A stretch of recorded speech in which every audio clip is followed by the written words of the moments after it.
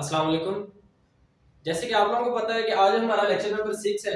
तो lecture number 5 में हमने स्टार्ट किए थे लॉन्ग वॉवल्स, जिसमें हमने 3 पढ़े थे आ ए ई। उनको याद रखने के लिए हमने पा में वही लिखा था ना, तो उनको हमने बड़ी अच्छे से डिस्कस किया था और उनकी एक्सरसाइज प्रैक्टिस करने वाली रह गई थी। और उसकी एक्सरसाइज जो बच्चे ऑनलाइन एडमिशन में हैं उनको पर्सनली सेंड करते गई थी। और जो ये ओ और ऊ की एक्सरसाइज में थोड़ी सी यहाँ पे प्रैक्टिस करूंगा और बाकी जो प्रैक्टिस है वो पर्सनली आपको सेंड कर दी जाएगी। तो चलिए जी, आज हम स्टार्ट करते हैं ओ और ऊ। तो अगर आप लोग थोड़ा सा कंफ्यूज हो रहे हैं कि ये डायरेक्ट क्या चीज है, तो काइंडली पहले लेक्चर नंबर 5 देखें, फिर आप लेक्चर नंबर 6 पे हैं, तो फिर आपको सारा चीजें जो है वो कंसेप्ट क्लियर हो जाएगा। तो स्टार्ट करते हैं जी। ऑल को हमने ऑल की आवाज को याद रखने के लिए हमने ऑल को रखा। अब एल की आवाज को इग्नोर करें, हमारे पास आवाज बचती है ऑ की। तो ऑ को याद रखने के लिए हमने क्या वर्ड रखा था, ऑल। तो ऑ, अब देखें ऑ, ऑ कुछ ऐसे लग रहा है जैसे कुछ चीज ऊपर जा रही है। ऑ ऑ, ठीक है। तो इस तरह से हमें पता चलता है कि ये फर्स्ट प्लेस वॉवल है। कौन सा है? First place vowel. तो मैं इसके साथ लिख देता हूं, ये फर्स्ट प्लेस वॉवल है। तो इसका मतलब जिस स्ट्रोक के साथ ये यूज होगा उस स्ट्रोक को भी फर्स्ट प्लेस पे लिखेंगे। तो इस तरह से इससे मिलता जुलता जिसमें औ की आवाज आ रही है, जैसे कि लफ्ज है चौक, टॉक, ठीक है। तो चौक को लिखते वक्त मैं चे को फर्स्ट प्लेस से स्टार्ट करूंगा। तो ये मुझे किसने बताया? वॉवल ने बताया, क्योंकि फर्स्ट प्लेस वॉवल यूज हुआ तो स्ट्रोक को मैं फर्स्ट प्लेस से स्टार्ट करूंगा। कैसे? ये देखें, ये मैंने लिखा चे और ये मैं बनाया के, और यहां पे मैं फर्स्ट प्लेस पे वॉवल लगाऊंगा गहरी डैश से, ठीक है। चौक यानी चे की आवाज, फिर ओ की आवाज और फिर के की आवाज। क्या बना?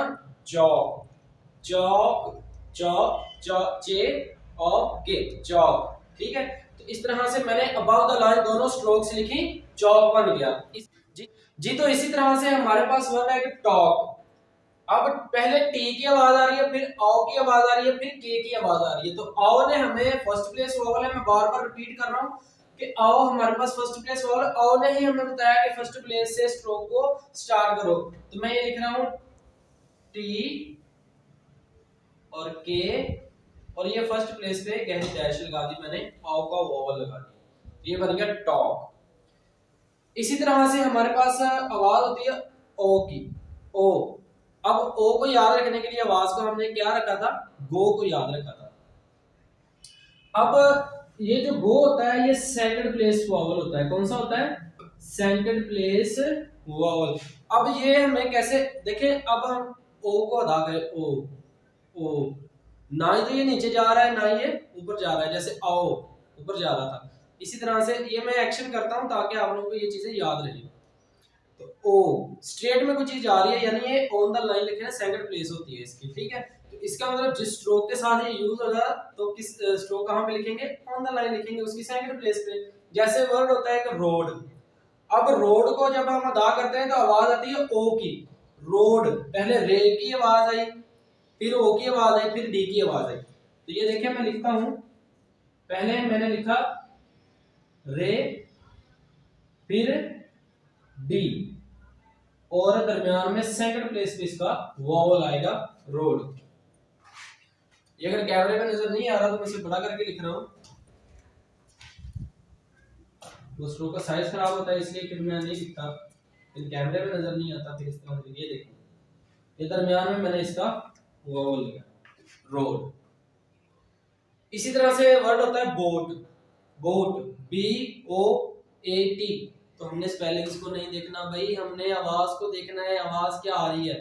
बी के बाद ओ की आवाज आ रही है तो वॉवल ओ के लगाएंगे, एल पे क्या आवाज आ रही है? टी की आवाज आ रही है तो टी लगा देंगे, बस। ये देखें, बी लगाएंगे, फिर लाइट टी, और यहां पे वॉवल है। अब मैंने इसकी फर्स्ट साइड पे, इस साइड पे क्यों नहीं वॉवल लगाया? ये बात बड़ी ध्यान रखने वाली है, बड़ी गौर से सुनिए। जब आवाज आएगी वॉवल की पहले, ठीक है, तो स्ट्रोक से पहले लगाएंगे। अगर वॉवल की आवाज आएगी स्ट्रोक के बाद तो बाद में लगाएंगे। अब पहले बोट बोले बोट, पहले बी की आवाज आई, फिर ओ की आवाज आई, फिर पी की आवाज आई। सिमिलरली ये है, पहले रे की आवाज आई, फिर ओ की आवाज आई, फिर डी की आवाज आई। तो इस तरह से अगर कोई वर्ड ऐसा आ गया जिसमें पहले वोवल की आवाज होगी तो फिर क्या लगाएंगे हम, पहले वोवल लगाएंगे फिर स्ट्रोक लिखेंगे। इसी तरह से ये वर्ड होता है डू। अब देखिए डू, ऊ की आवाज आ रही, तो मैं एक्सप्लेन करूंगा ऊ को याद रखने के लिए हमने टू को याद रखा था, अब टी को इग्नोर करें, आवाज बजती है ऊ। अब ये देखिए कुछ ऐसी चीज लग रही है जैसे कोई चीज नीचे जा रही है, जैसे कोई चीज कुएं में गिर रही है, ऊ। समझ आ गई है? इसका मतलब ये कौन सा वॉवल होगा, थर्ड प्लेस वॉवल होगा। ये मैं इसके साथ लिख रहा हूं, ये थर्ड प्लेस वॉवल हो गया। तो वर्ड होता है हमारे पास डू, तो डी के बाद ऊ की आवाज आ रही है तो डी को हम कहां लिखेंगे, थर्ड प्लेस पे। थर्ड प्लेस मतलब थ्रू द लाइन, डी को लिखेंगे हाफ लाइन से ऊपर हाफ लाइन से नीचे, तो ये हो गया डी। और वॉवल इसके आएगा थर्ड प्लेस पे, यहाँ ये आता है जी डू। इसी तरह से हमारे पास लफ्ज है जी, वर्ड है हमारे पास मूव। अब मूव है ना, जो जब हॉरिजॉन्टल स्ट्रोक के बाद कोई कर्व स्ट्रोक आ जाए या डाउनवर्ड स्ट्रोक आ जाए तो उसे हम लिखते हैं अबव द लाइन ही होते हैं। यानी कि अगर इनके साथ एक हॉरिजॉन्टल है, यानी कि कोई के वगैरह आ गया या कोई इस तरह के कर्व स्ट्रोक एम वगैरह आ गया, इंग आ गया, हम उसे वोवल के हिसाब से लिखेंगे। जबकि दूसरी जो स्ट्रोक्स होती हैं हम उसे जो है थ्रू द लाइन लिखते हैं। इसके साथ थर्ड प्लेस वोवल आ रहा है तो मैं इसे इसलिए थोड़ा सा एक्सप्लेन करना चाह रहा हूं, तो थोड़ा गौर से सुनिएगा। अगर एक हॉरिजॉन्टल स्ट्रोक हो और उसके बाद कर्व स्ट्रोक आ जाए या हॉरिजॉन्टल स्ट्रोक आ जाए और उनके साथ फर्स्ट प्लेस वोवल हो, तो दोनों को हम फर्स्ट प्लेस पे लिखेंगे, दोनों स्ट्रोक्स को। लेकिन अगर इनके साथ सेकंड प्लेस वोवल आ जाए तो हम पहली जो स्ट्रोक होती है, कर्व है या हॉरिजॉन्टल है, उसको अबव द लाइन लिखेंगे, दूसरी जो स्ट्रोक है वो ऑन द लाइन, लाइन को टच करेगी। और जब थर्ड प्लेस इसके साथ वोवल आ जाए, जैसे कि हमारे पास मूव आया है, तो ये मैं एम लिखूंगा अबव द लाइन, और जो दूसरी इसके साथ स्ट्रोक आ रही है वो मैं थ्रू द लाइन लिखूंगा। देखिए ये मूव था, एम को, यानी कि मैं ये एग्जांपल के तौर पर ये गलत लिख के बता रहा हूँ कि हमने जो इस तरह की स्ट्रोक्स होती हैं एम एन इंग वगैरह के वगैरह वगैरह, हम इनको इस तरह से नहीं लिख सकते, ठीक है। लाइन के नीचे हम इनको हाफ लाइन से ऊपर हाफ नीचे भी नहीं लिख सकते। ये मैं बताने की कोशिश कर रहा हूँ कि हम क्या करेंगे, फिर एम को वो लाइन के ऊपर से स्टार्ट करेंगे और इसके साथ जो वी आ रहा है, एम के बाद आवाज आ रही है वी की, तो ये थ्रू द लाइन लिखेंगे। और इसके साथ कौन सा वोवल है, थर्ड प्लेस वोवल है, तो मैं यहाँ पे लगाऊंगा। अब देखिए दो स्ट्रोक्स के दरमियान में अगर कोई वोवल आ जाए, जैसे कि ये दो स्ट्रोक्स के दरमियान वोवल आ गया, तो दूसरी स्ट्रोक्स की फर्स्ट साइड की थर्ड प्लेस पे वोवल लगेगा। यानी आ वो पहले स्ट्रोक के साथ रहा है लेकिन दो स्ट्रोक्स के दरमियान आ गया। मिसाल के तौर पर अगर ये लाइन है और ये मूव है, तो ये देखिए इसका वोवल तो आ रहा है थर्ड प्लेस पे यहाँ पे, लेकिन अगर यहाँ पे वोवल लगाएंगे दो स्ट्रोक्स के दरमियान, तो ना ही तो पता चल रहा है कि ये वोवल एम के साथ लगा हुआ है, ना ही पता चल रहा है ये वोवल बी के साथ लगा हुआ है।